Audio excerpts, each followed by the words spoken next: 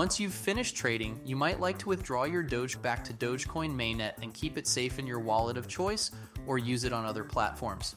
In this case, click the transfer button in the navigation bar and select the Withdraw tab.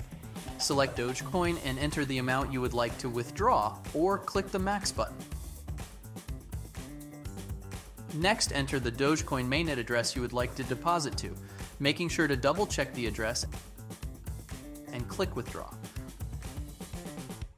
Authorize the transaction using your WebAuth wallet and confirm with your signing method of choice.